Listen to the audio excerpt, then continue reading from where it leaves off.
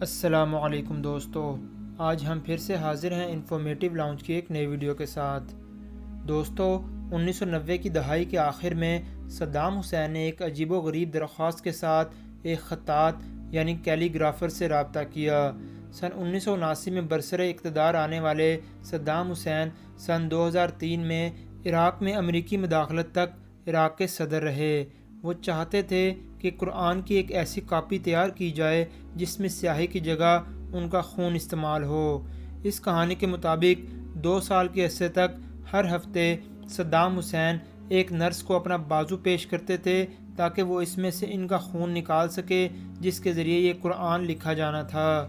اس کام پر اٹھنے والے اخراجات کے ساتھ ساتھ بہت سی دیگر تفصیلات بھی متنازع رہیں، مگر بارہا سامنے آنے والے دعووں کے مطابق اس قرآن کے 605 صفحات یعنی کہ 114 صورتیں لکھنے کے لیے صدام حسین کا 24 لیٹر خون استعمال ہوا۔ امریکہ کی جارج ٹاؤن یونیورسٹی میں centre for contemporary Arab studies کے ڈائریکٹر جوزف ساسون کہتے ہیں کہ اس قرآن کی تکمیل کے بعد اسے بڑی دھوم دھام کے ساتھ صدام حسین کو پیش کیا گیا تھا۔ ساسون صدام حسین پر لکھی جانے والی کتاب کے مصنف بھی ہیں۔ امریکہ میں کیلیفورنیا کی نیول گریجویٹ اسکول میں سیاسی حکمت عملی کے پروفیسر سیمول کا کہنا ہے کہ صدام کو اس بات پر بہت فخر تھا کہ انہوں نے اس قرآن کے ساتھ بہت سی تصاویر بنوائی تھی۔ الگ الگ صفحات پر مشتمل اس قرآن کے نسخے کو بغداد کی مسجد جامعہ ام القرآن میں رکھا گیا تھا۔ یہ مسجد بھی صدام حسین نے تعمیر کروائی تھی اور اس میں 4 بڑے مینار ہیں۔ کچھ لوگوں کا خیال ہے کہ اس مسجد کے مینار کلاشنکوف AK-47 کی نوک سے ملتے جلتے ہیں۔ اس قرآن کی تقریب رونمائی کو عراقی اور بین الاقوامی میڈیا نے کور کیا تھا۔ 25 ستمبر 2000 کی رپورٹ سے مطابق صدام حسین نے قرآن کا یہ نسخہ اس لیے بنوایا تھا تاکہ اللہ انہیں ان کے سیاسی سفر میں سازشوں اور خطرات سے محفوظ رکھے۔ اس زمانے میں سرکاری میڈیا کو ریلیز کیے گئے اپنے ایک خط میں صدام حسین نے کہا تھا کہ میری زندگی خطرات سے گھری ہوئی ہے جس میں میرا بہت زیادہ خون ضائع ہو سکتا تھا مگر میرا کم ہی خون ضائع ہوا۔ پھر میں نے درخواست کی کہ خدا کی کتاب کے الفاظ میرے خون سے لکھ کر نذرانہ عقیدت پیش کیا جا سکے۔ کچھ لوگوں کا خیال ہے کہ انہوں نے ایسا اس لیے کیا کیونکہ وہ اس دور میں اپنی ذات کو درپیش بحرانوں سے گزر رہے تھے۔ بعض ماہرین کا خیال ہے کہ وہ ایسا اس لیے کرنا چاہتے تھے کیونکہ وہ ستمبر 1996 کے ایک حملے میں اپنے بیٹے عدی صدام حسین کے بچ جانے پر خدا کے شکر گزار تھے، مگر ساسون کے مطابق اس کی وجہ کچھ اور تھی۔ ساسون کہتے ہیں کہ خون سے لکھا گیا قرآن ایک مثال ہے کہ کیسے کوئی آمر اپنے سیاسی مقصد حاصل کرنے کے لیے کسی بھی چیز کو استعمال کر سکتا ہے، چاہے وہ مذہب ہی کیوں نہ ہو۔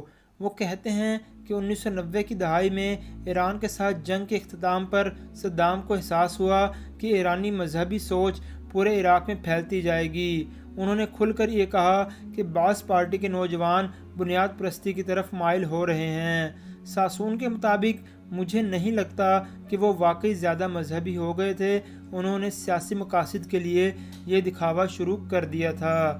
وہ کہتے ہیں کہ انہوں نے مساجد تعمیر کروائیں اور ایک بڑی یونیورسٹی بھی جسے وہ قرآن کی تعلیم کا بڑا ادارہ کہتے تھے۔ ان کی نظر میں یہ خیال بہت اچھا تھا کیونکہ انہیں لگتا تھا کہ وہ اس سے لوگوں کو اپنی جماعت کی حمایت کے لیے مائل کر سکیں گے۔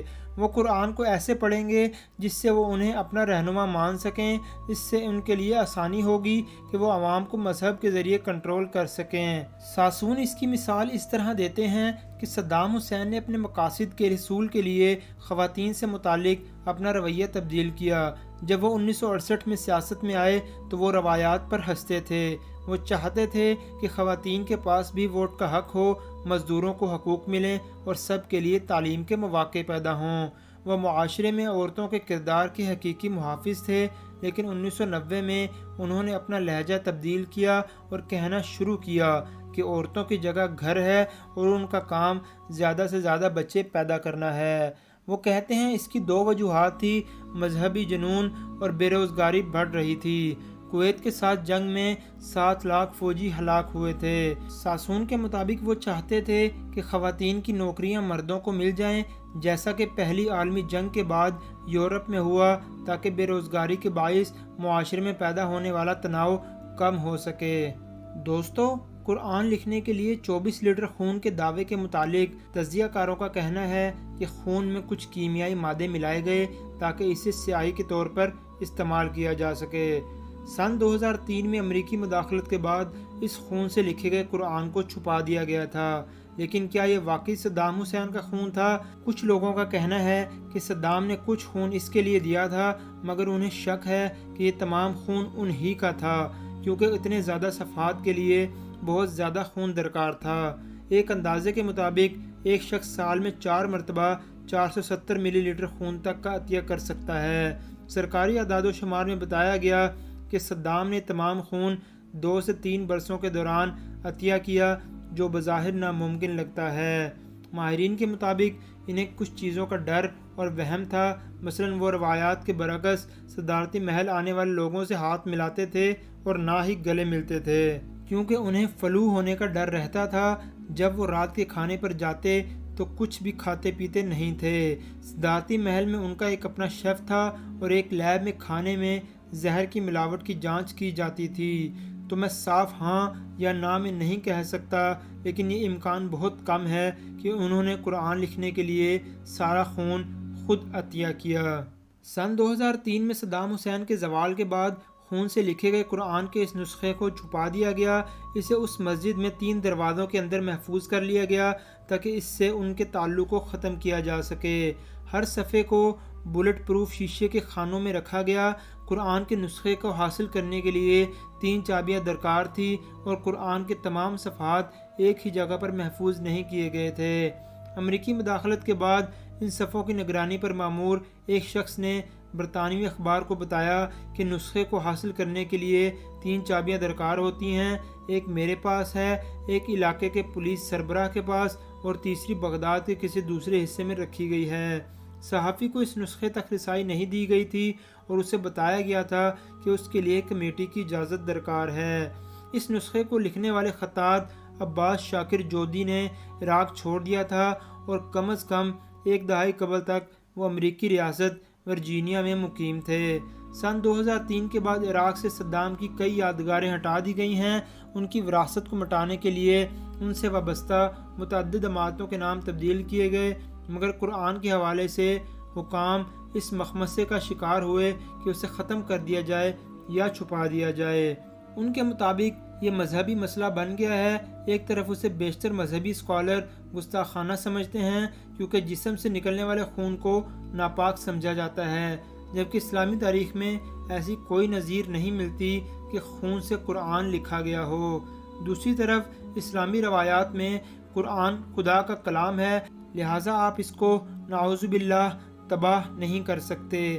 انہوں نے مزید کہا کہ فی الوقت سب سے بہتر یہ سمجھا گیا کہ اسے وہیں چھوڑ دیا جائے، یعنی نظر میں نہ ہونے سے یہ اپنی اہمیت کھو دے گا۔ امید ہے دوستو آپ کو آج کی حیرت انگیز ویڈیو پسند آئی ہوگی۔ ویڈیو اچھی لگی ہو تو ہمارے چینل کو سبسکرائب کرنا مت بھولیے گا اور بیل کے آئیکن پر ضرور کلک کیجیے گا تاکہ آپ کو ہماری ہر نئے آنے والی ویڈیو کا نوٹیفیکیشن مل سکے۔ بہت جلد حاضر ہوں گے ایک نئی ویڈیو کے ساتھ۔ اپنا بہت خیال رکھیے گا۔ اللہ حافظ۔